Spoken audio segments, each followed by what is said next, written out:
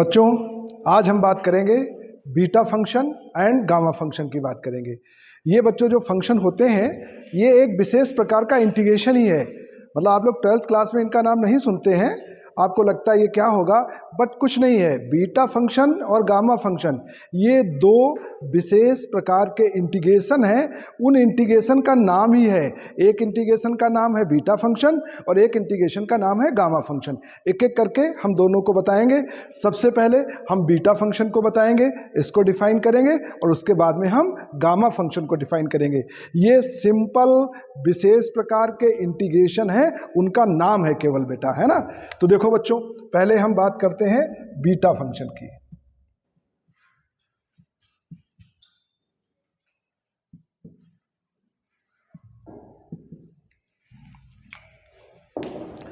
Beta function बच्चों इस प्रकार से डिफाइन किया जाता है, इट इज डिनोटेड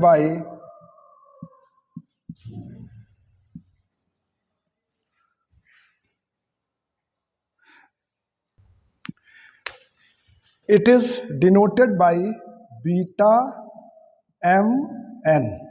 इसको बच्चों हम इस प्रकार से डिनोट करते हैं, बीटा एम एन, और इसको हम इस प्रकार से डिफाइन करते हैं, and it is defined as,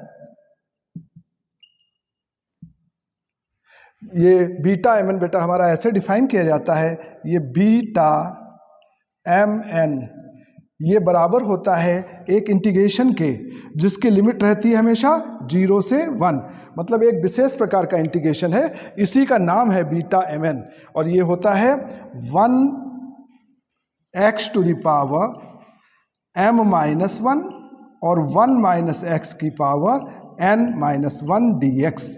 ये जो हमारा एक विशेष प्रकार का इंटीग्रेशन होता है, limit from 0 to 1, x to the power m minus 1 और 1 माइनस एक्स की पावर n माइनस 1 dx, ये जो इंटीग्रेशन होता है, इस इंटीग्रेशन का नेम है सिंपल बीटा एम एन। यहाँ m लिखा है वो आपका ये है ना, यहाँ n है वो आपका ये है, x का पावर m माइनस 1 है और 1 माइनस एक्स का पावर n माइनस 1 है। इस इंटीग्रेशन को हम बीटा फंक्शन कहते हैं। अब बच्चों ये तो हमारी बेसिक डेफिनेशन हो गई। इसी डेफिनेशन से कुछ हम इम्पॉर्टेंट रिजल्ट डिराइव करेंगे। आप सभी बच्चों को याद होगा 12th क्लास में जब आप लोगों ने डेफिनेट इंटीग्रेशन पढ़ा था, तो उस डेफिनेट इंटीग्रेशन की एक प्रॉपर्टी नंबर 4 थी। वो प्रॉपर्टी क्या थी?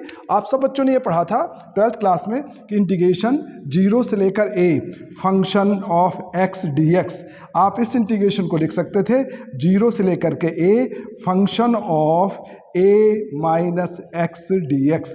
ये आप लोगों ने डेफिनेट इंटीग्रेशन की एक प्रॉपर्टी पढ़ी थी बच्चों, है ना। यदि लिमिट हमारा 0 से a है, कोई सा भी फंक्शन ऑफ x है, तो हम लिख सकते हैं 0 से a, इस x की जगह पर upper limit minus x, x की जगह पे क्या लिखा, a माइनस एक्स, x की जगह पर अपर लिमिट माइनस एक्स, ऐसा हम लिख सकते थे।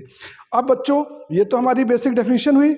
यदि हम ये फोर्थ प्रॉपर्टी लगा दें, यदि हम ये फोर्थ प्रॉपर्टी लगा देते हैं, तो इस इंटीग्रेशन को बच्चों हम ऐसे भी लिख सकते हैं 0 से 1, यहाँ अपर लिमिट क्या है 1, तो x की जगह पर 1 माइनस एक्स लिख सकते हैं। तो यदि हम ऐसा करें, यहाँ x की जगह पर 1 माइनस एक्स लिख दें, ओके, और यहाँ पर 1 एज सच माइनस ये जो x लिखा है इसकी जगह पर 1 माइनस एक्स लिख दें।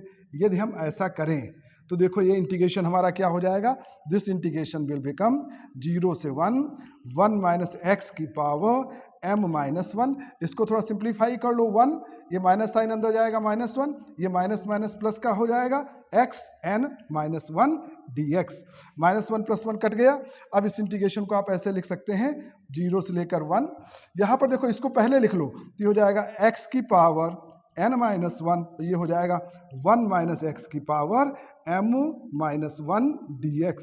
अब ध्यानपूर्वक देखो बच्चों, जो ये इंटीग्रेशन लिखा है वही ये इंटीग्रेशन लिखा है, बस यहाँ m था, m की जगह n आ गया, और जहाँ n था n की जगह m आ गया है। यानी इसको हम लिख सकते हैं बीटा एन एम, है ना, n पहले है m बाद में, इसको बीटा एन एम लिख सकते हैं। तो सबसे पहला एक डेरिवेशन इस फार्मूले का आप ये समझ लें कि आपने ये प्रूव कर दिया बेटा कि बीटा एम एन ये बराबर होता है बीटा एन एम। ओके, ये आपने यहाँ पर प्रूव कर दिया। इसका मतलब ये हुआ कि यदि हम m की जगह n या n की जगह m करें तो उससे कोई फर्क नहीं पड़ेगा। जो वैल्यू बीटा एम एन की होगी वही वैल्यू बीटा एन एम की होगी। मतलब अब आप अच्छे से ये चीज समझ जाइएगा कि जैसे हम कहीं कहते हैं बीटा 3 4, तो एक्चुअली ये बराबर होगा बीटा 4 3 के बराबर होगा। एक ही मतलब इसका निकलेगा। तो ये तो बच्चों हमारी इसकी बीटा फंक्शन की बेसिक डेफिनेशन, ये हमारी बेसिक डेफिनेशन हो गई। और एक ये रिजल्ट हमें मिला कि beta M N beta N M के बराबर होता है। एम की जगह एन, एन की जगह एम करने से कोई फर्क नहीं पड़ता है।